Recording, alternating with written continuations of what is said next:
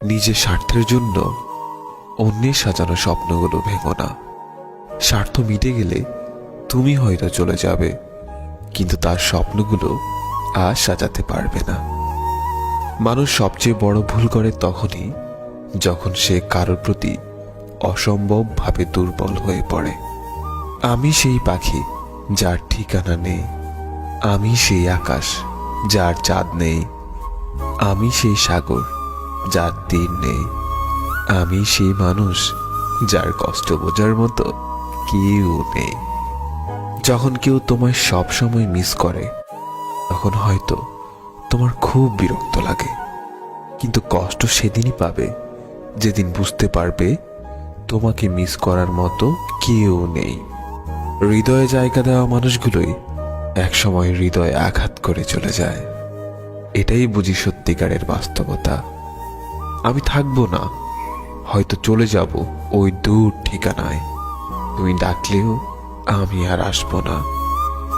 তখন আমার ঠিকানা হবে ছোট্ট একটা ঘর, ঘুমিয়ে থাকবো একা নীরবে। মাঝে মাঝে কষ্ট পাওয়া ভালো, কারণ কষ্টই মানুষকে পরিবর্তন করে, আবার সেই কষ্ট মানুষকে শক্তিশালী করে। ফেলে আসা এক নদীর ধারে খুঁজে বেড়ায় আমি তারে, দেয় না দেখা সে আমায় কভু, তার খেয়াল রেখো তুমি প্রভু। প্রেম আসে মানুষের জীবনের আলো নিয়ে, আর প্রেম যখন চলে যায় কাউকে ফেলে, তখন তার মনে হয় মরণ কান্না যেন তাকে ছুঁয়ে যায়।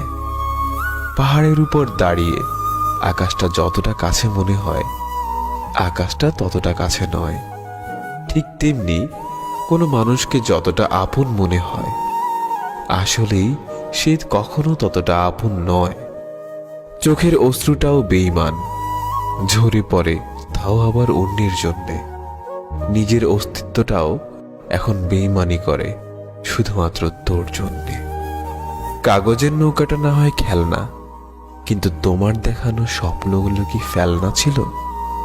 সত্যিকারের ভালোবাসার মানুষগুলো খুব বড় রকমের বেহায়া হয়। শত অবহেলা আর লাঞ্ছনা পেয়েও তার কাছেই পড়ে থাকে।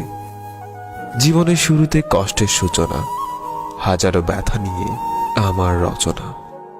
যন্ত্রণার অন্ধঘরে নির্মম এক পরিহাস, চোখের জল আর বেদনা নিয়ে আমার জীবনের ইতিহাস। জানি না এই অবুঝ হৃদয় কার অপেক্ষায় আছে, জানি না এই সরল মনে কার জায়গা হবে।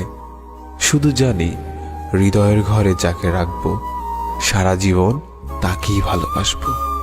সারাক্ষণ কেন যেন ভাবাও, মায়াবী মায়া জালে জড়াও, নিজের মতোই হঠাৎ দেখা দাও, ইচ্ছে করেই আবার হারিয়ে যাও।